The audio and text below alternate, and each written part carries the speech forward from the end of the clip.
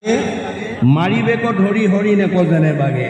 আজি আমাৰ বহুতো অহংকাৰী মানুহে আমাক যে কালৰূপী মানে মৃত্যুৱে যে আমাক লগ লাগি আছে এই কথাটো অনুভৱ নকৰে। সদায় জীয়াই থাকিম বুলি আমাৰ বহুত মানুহে ভাৱনা কৰে, কিন্তু আমি যে দিনে দিনে মৃত্যুৰ ফালে আগবাঢ়িছোঁ সেই কথাটো বহুতে উপলব্ধি নকৰে। ফেন সম দেহ হুৱে ক্ষণেকে বিনাশ, ইহাতে কৰিল হবে সুদীহ বিশ্বাস। আমাৰ জলৰ বুৰবুৰণি যেনেকৈ তৎক্ষণাত আকৌ নাইকিয়া হৈ যায়, আমাৰ জীৱনটো তেনেকৈ বিনাশ হৈ যায়। পদ্মৰ পত্ৰৰ নীৰ কৰি যেন নহিথিৰ, সেইমতে জীৱন চঞ্চল। আমাৰ পদুম পাতৰ পানীৰ দৰে আমাৰ জীৱনটো বুলি কৈছে।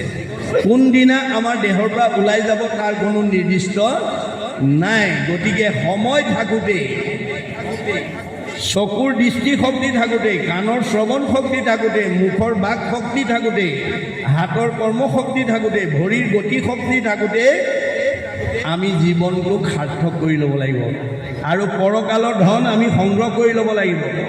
গতিকে মোক নিজ শৰীৰৰ সুখক আশাই ব্যৰ্থ হৈ আশা আপুনিও নাসজায়। আমাৰ বহুত মানুহে নিজৰ সুখ শান্তিৰ কাৰণে চিন্তা কৰি থাকোঁতে নিজেও নষ্ট হৈ যায়, আনকো অপকাৰ সাধন কৰে। গতিকে ৰাতি দিনে চিন্তে ৰাজা হব দুৰাশ হয়, কেনমতে সমস্তে পৃথিৱী মূৰ হয়। এই দুষ্ট স্বভাৱৰ ৰজাবিলাকে সদায় সকলো সম্পত্তিৰ মই কেনেকৈ অধিকাৰী হওঁ ৰাতিয়ে দিনে সেই কথাটোৱে ভাবি থাকে। আমাৰো কিছুমান দুষ্ট মনৰ মানুহে সদায় নিজৰ কথাটোকে ভাবি থাকে, নিজৰ সুখ স্বাচ্ছন্দ্যৰ কথা ভাবে, আনৰ সুখৰ কথা নাভাবে। বিষয় লম্পট হইলে নপাৱে ৰাজ্যক, প্ৰথমে জিনিব স্বয়ং ইন্দ্ৰিয় বৰ্গক। গতিকে আমি যদি বিষয়ৰ প্ৰতি লম্পট হৈ যাওঁ, বিষয়ৰ প্ৰতি যদি অনুৰাগী হৈ যাওঁ, তেতিয়াহ'লে আমি এই ইন্দ্ৰিয় বৰ্গক জিনিব নোৱাৰিম। আমাৰ কাম, ক্ৰোধ, লোভ, মোহ, মদ, মাৎসৰ্য এইকেইটা ভাৱে আমাক সকলোকে বিপথে পৰিচালিত কৰে। গতিকে আমি ভাগৱত শুনি সেইকেইটাক মাৰিব লাগিব। মৰা মানে সংস্কাৰ। কৃষ্ণই গকুলত বাল্যকালতে কেইবাটাও অসুৰক মাৰিছে। অঘাসুৰ, বকাসুৰ, প্ৰলম্বাসুৰ, অৰিষ্টাসুৰ, পুতনা, ব্যমাসুৰ, ধেনুকাসুৰকে প্ৰমুখ্য কৰি বহুত অসুৰ মাৰি লৈছে। আমাক কি দেখুৱাইছে? যে আমি সৰুৰ কালৰ পৰাই ল'ৰা ছোৱালীক এই বেয়া আসুৰিক ভাৱবিলাক নাইকিয়া কৰিব লাগিব, মাৰিব লাগিব। মৰা মানে সংস্কাৰ।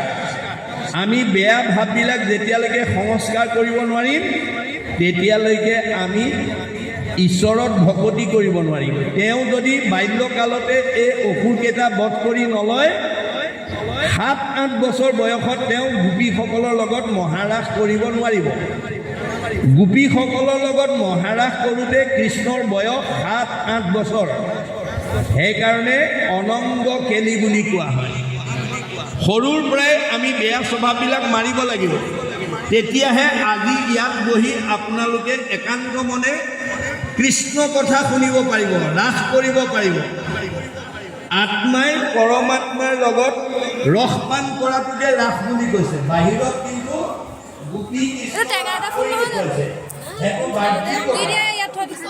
আধ্যাত্মিকতা হ'ল আজি ইয়াত বহা এইজনে একান্ত মনে কৃষ্ণ কথা শুনি আছে। যিসকলে অন্য চব জাতি কৃষ্ণ কথাত মনোযোগ দিছে, সেইজনে ৰাস কৰি আছে। ৰসই এইবছৰ ৰাস।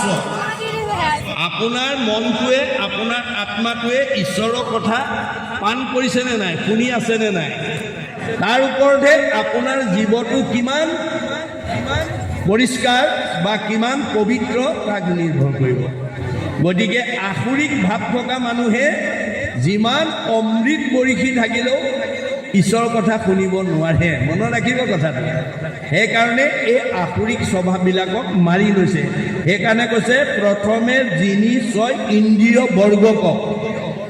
এই ইন্দ্ৰিয়ৰ যিটো বহিমুখী স্বভাৱ, কামনা, বাসনা আশা আকাংক্ষা এইবিলাক যেতিয়ালৈকে মাৰিব নোৱাৰিব তেতিয়ালৈকে আপুনি ঈশ্বৰত ভক্তি কৰিব নোৱাৰিব। আৰু যেতিয়ালৈকে ঈশ্বৰত ভক্তি কৰিব নোৱাৰিব তেতিয়ালৈকে জীয়াই থাকোঁতে শান্তি নাপাব। শান্তি নোপোৱা জীৱই মুক্তি পাব নোৱাৰে। আপোনাৰ জীৱটোৱে মুক্তি পাবনে নাপাব পাঁচজনে আগতে ক'ব পাৰে। সন্ত, মহন্ত, ভক্ত, বৈষ্ণৱ, সাধু, এই পাঁচজনৰ ভিতৰত যদি গুণগতভাৱে আপুনি এজন হ'ব পাৰে, আপোনাৰ জীৱটো ওপৰলৈ যাবনে তললৈ যাব? আপোনাৰ জীৱটোৱে জীয়াই থাকোঁতে শান্তি পাবনে অশান্তিত থাকিব? এই কথা আগতীয়াকৈ জানে। গতিকে আমি ভাগৱতৰ পৰা এই কথাবোৰ বুটলি ল'ব লাগিব।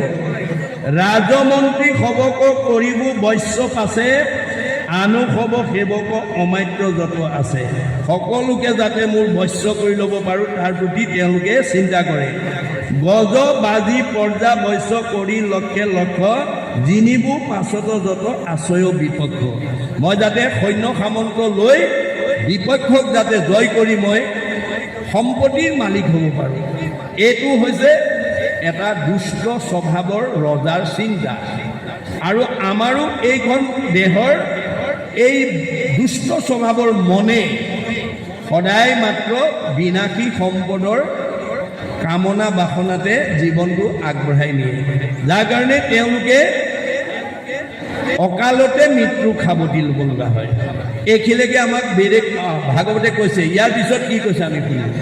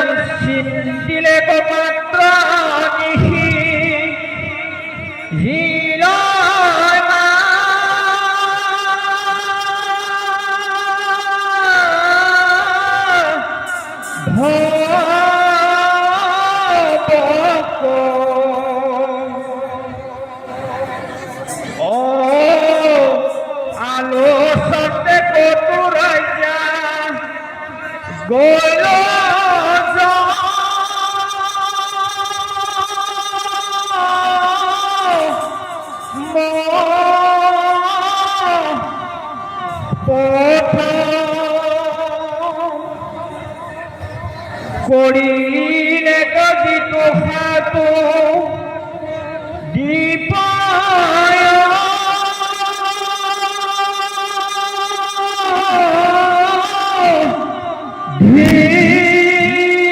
ধিকাৰ তথাপি নাপাইল তৃষ্ণা সাগৰ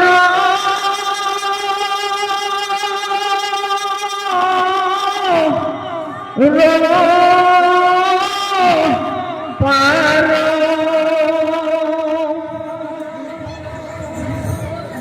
ইন্দ্ৰিয় পদমুখ যিনিবা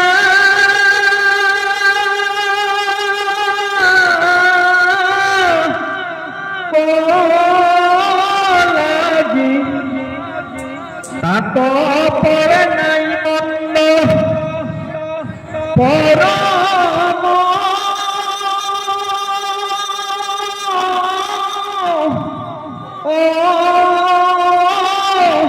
ভাগি ওই দিয়া ভবে ভাব অন্ত ফলয় সুখয় পর্যন্ত অসংখ্যাত মনুমন তনয় সমস্ত মুকয়ে সহস্রে হসনে কইল অস্ত মুহুরানির ভিতে যদি প্রাণকু খুঁজায় যথা হতে আইল বইল তথাতে তুনায় কেহ বলে মুরাইতু পৃথিবী মণ্ডল নহি তুরা বুলয় পদ নিপতি নিবল নিষ্ফল এরা অন্য করে যুদ্ধ প্রজাথয়ঙ্কার মুখ লাগি শীতয়াপু নার মহামার মোদ পরে গরে যুদ্ধ উহিত সুদরে ভাই ভাই পুতে কতা অতি করি মরে মোহর নির্মিতে পিতা পুত্রে যুজে আহি ইহা গদে খতে আতি মূর উঠে হাসি হাত দিপা পিঠি জিয়া বাহু বলে কৈক গৈলা মহারাজা সর্ব সমদলে ময়ূরী আছো হবে মুতে ভুল চাই কালে রিলে হতি সম্পত্তি নাই। কৃষ্ণ আমি আজি সপ্তাহজোৰাকৈ দিহানামৰ প্ৰশিক্ষণ হৈ আছে। এই প্ৰশিক্ষণ কৰ্মশালাৰ সোণালী জয়ন্তী বৰ্ষৰ সাংস্কৃতিক উপসমিতিৰ সন্মানীয় সম্পাদক শ্ৰীযুত অমূল্যবনীয় বাবুজনক মই পৰিচালনা কৰিবৰ বাবে মাইক্ৰফোনটো আগবঢ়াই দিছোঁ। কৃষ্ণ কৃষ্ণ কৃষ্ণ কৃষ্ণ জয় গুৰু শংকৰ। আমি এই হৰিপ্ৰিয় প্ৰাথমিক শাখাৰ যি সোণালী বৰ্ষ, এই সোণালী বৰ্ষৰ 50গৰাকী আইৰ দ্বাৰা আমি দিহানাম পৰিৱেশনৰ কাৰণে আজি সপ্তাহজোৰা আমি প্ৰশিক্ষক হিচাপে পৰিচালনা কৰি ফুৰিছিলোঁ আৰু ইতিমধ্যে এই পাঠখনত এই দিহানামষাৰ পৰিৱেশন কৰিবৰ বাবে আমি আইসকলক প্ৰস্তুতি কৰি তুলিছোঁ। গতিকে এটি হৰিধ্বনিৰে এই নামষাৰ আঁত ধৰিবৰ বাবে আমি শ্ৰী কলিকা বনিয়া আইগৰাকীক আমি সেৱা ধৰিছোঁ কৃষ্ণ অ হৰি ও হৰি অ ৰাম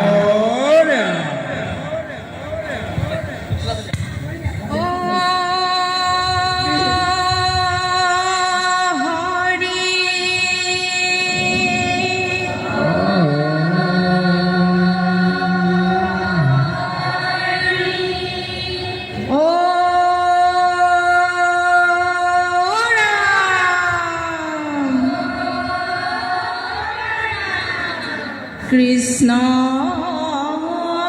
শংকৰ গুৰু হৰি ৰাম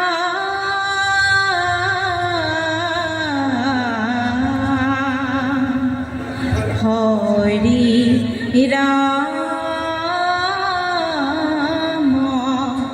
ৰাম ৰাম এ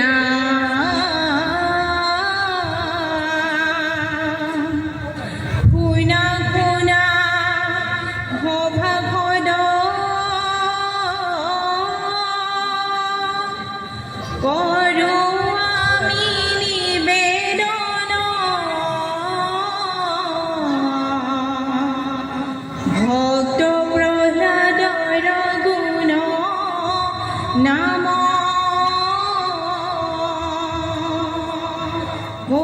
বলিৰয়ুতম ধৰ্ম শ্ৰৱণ কীৰ্তন কৰ্ম সাধে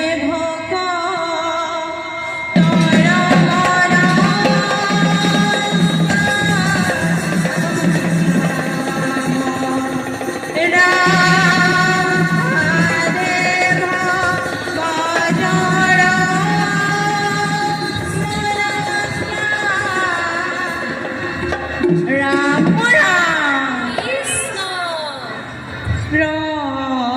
প্ৰহ্লাদে মাতি ৰগৰ ভটে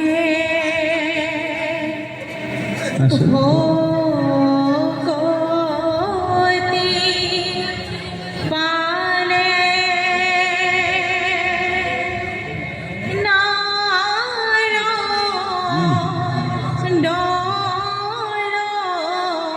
মুখে পঞ্চ বয়সতে হৰি নাম লইলে শুনি দৈতৰাজে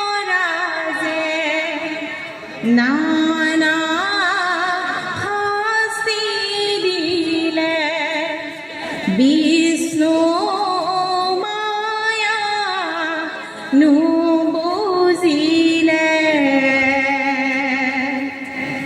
ৰাখে হৰি মাৰে কোনে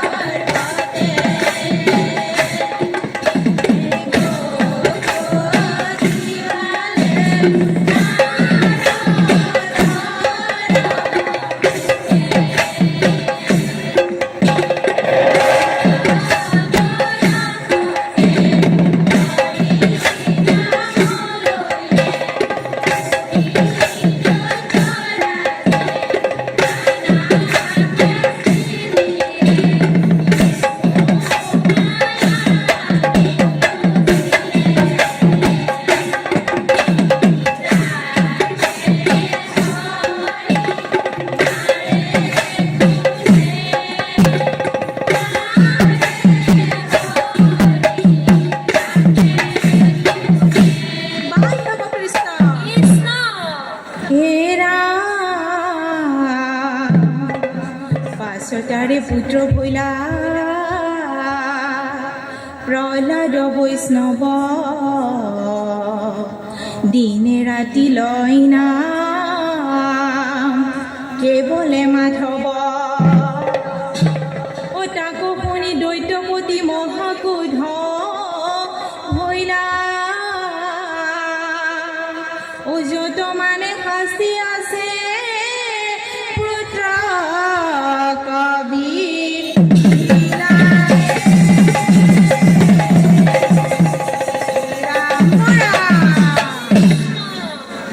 দৈত্যৰাজে প্ৰহ্লাদক নানা শাস্তি দিলে তথাপি প্ৰহ্লাদে হৰি ভকতি নেৰিলে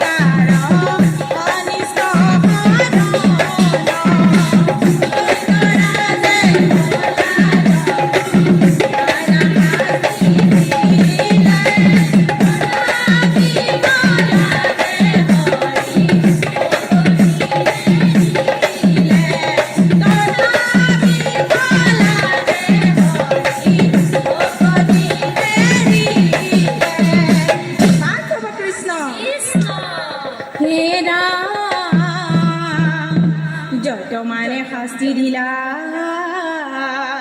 তোমাৰ দেহত ও দেখে দৈত্যই ক্ৰমে শক্তি বাঢ়ে হৰি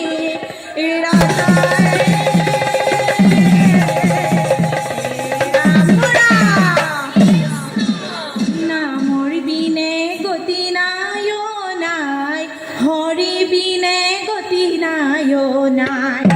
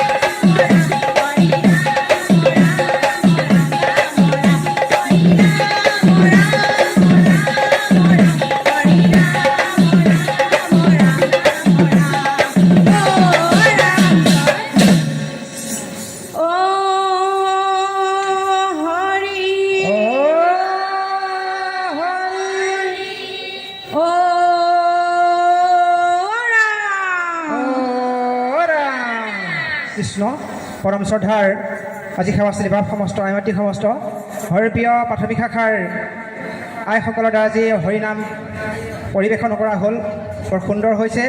আমি তেখেতসকলক অশেষ ধন্যবাদ জ্ঞাপন কৰিছোঁ। অনাগত দিনত যাতে তেওঁলোকে ইয়াতকৈ আৰু সুন্দৰভাৱে পৰিচালনা কৰিব পাৰে তাকে আমি কামনা কৰি তেখেতসকলক অশেষ ধন্যবাদ জ্ঞাপন কৰিছোঁ। কৃষ্ণ হৰি ৰাম।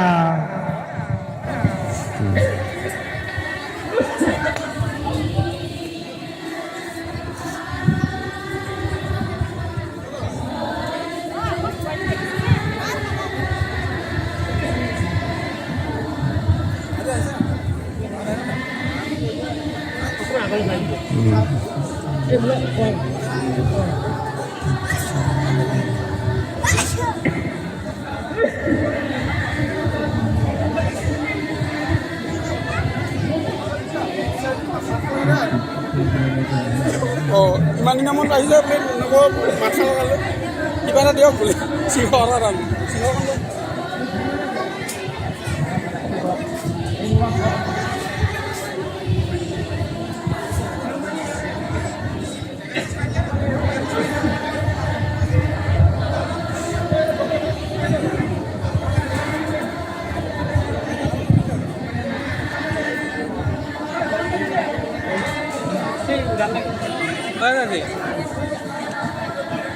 কৃষ্ণ হরে